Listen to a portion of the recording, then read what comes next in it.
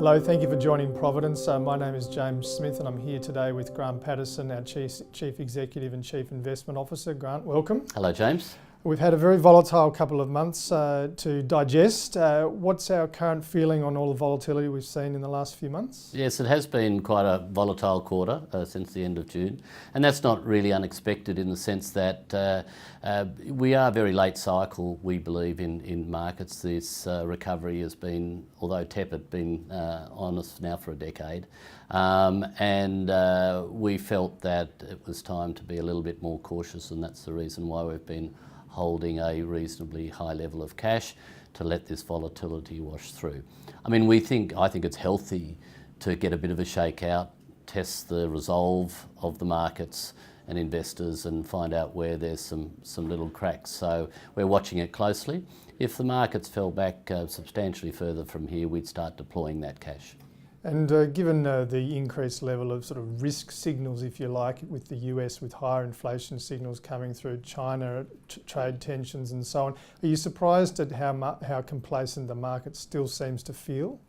Well, I do believe that the market is somewhat underestimating the potential risks, and they are that interest rates in the States will be a lot higher than what they're factoring in, given the very, very low unemployment rate and the potential pickup in inflation. So that's one area that concerns us. The other area that's quite well publicised in the press is the US-China trade tensions.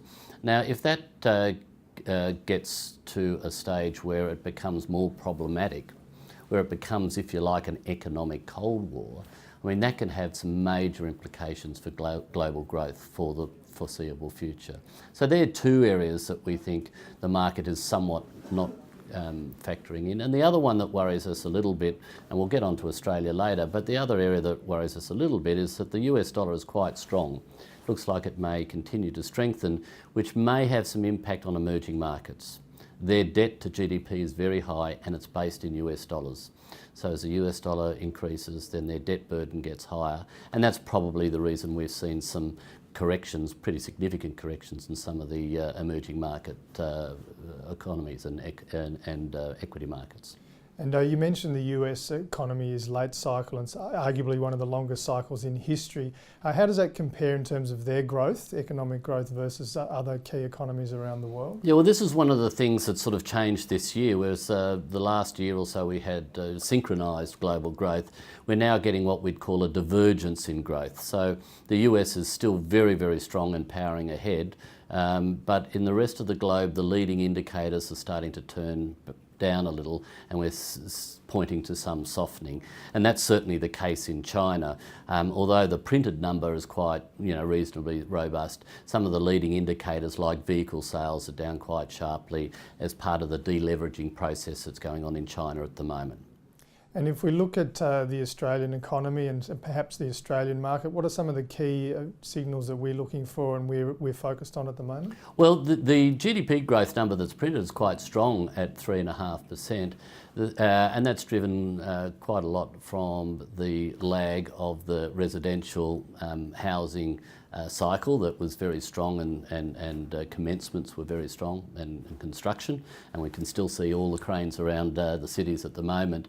But also the thing that concerns us a little bit with the household debt to GDP, well publicised, very high at 120% of GDP, the household sector has started to draw down on its savings. So the savings rate, for example, has declined from 12% down to 1% at a time when there's clearly a downturn in the housing sector, and there is more pressure on mortgage costs going up. So that's an area that we're watching closely. And any sort of major downturn in the Chinese economy would have significant implications for the Australian economy. In particular, yeah. And if we start to think about asset classes and perhaps just sort of touch on different asset classes. So equities at the moment, we've seen them recover off their sort of fairly substantial falls in the last month. What's our feeling on equities at this point? Well, we haven't yet increased our weightings to equities in the recent correction. We had a target of another, sort of 5 to 8% below where it got to start deploying the capital. The Australian equity market doesn't look actually that expensive on 14 times, which is around its long-term trend, and EPS forecasts are only around 2 to 5% type numbers. So it doesn't look too expensive to us, except that it's very much dominated by the banking sector, as we know. And the Australian banks are down, nearly 27% from their high. And so that's a big fall. So the Australian market probably looks okay now, relative. And we've been underweight Australia relative to globe, and we might have to have a revisit of that. The US equity market's still most expensive relative to the rest of the markets since pretty much the 2000s, trading on a Shiller PE of up over 30. So the US market to us, probably looks the most vulnerable or most expensive. But then again, corporate earnings in the US are quite strong given the growth in that economy.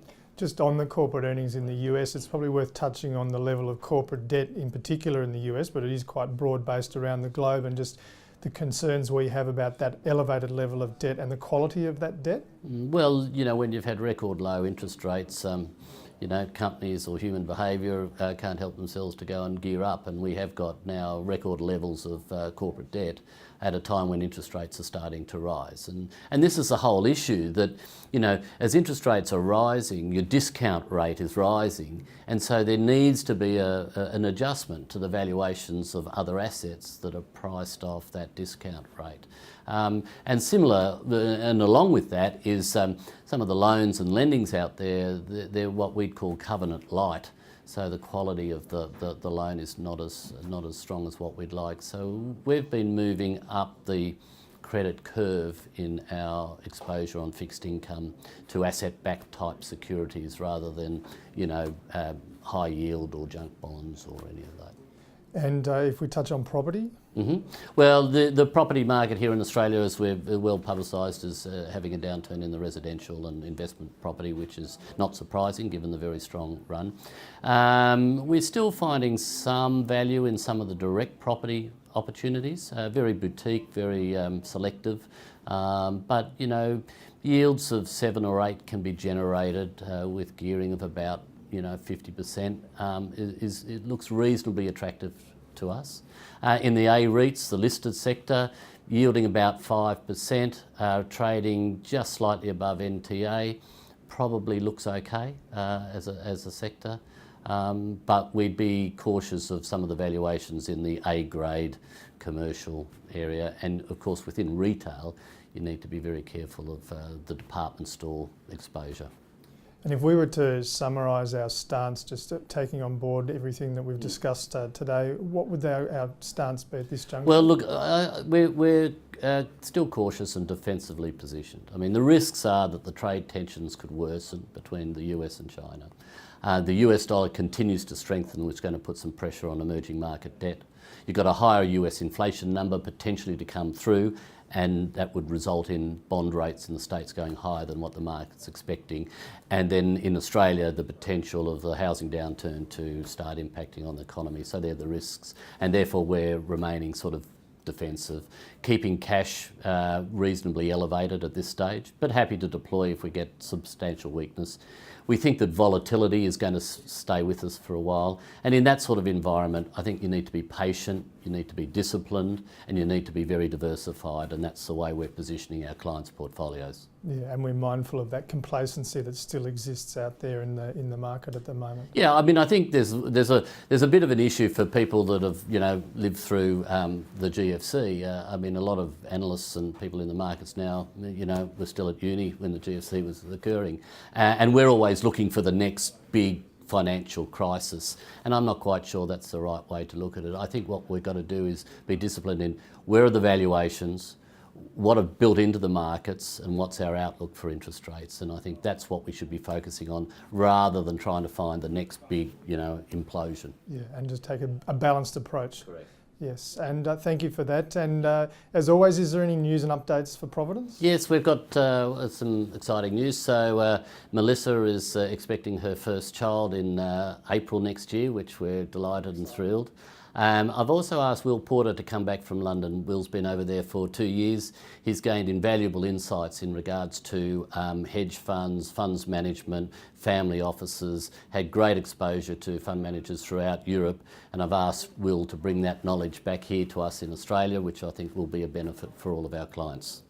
We've also got the client Christmas party, which we hope our clients can join us on the 6th of December, which we're very much looking forward to wrapping up the year. Fantastic. Thank you very much, Grant, for the update, and thank you for joining us, and we'll look forward to seeing you in 3 months' time. Thank you for watching, and have a happy Christmas and safe New Year.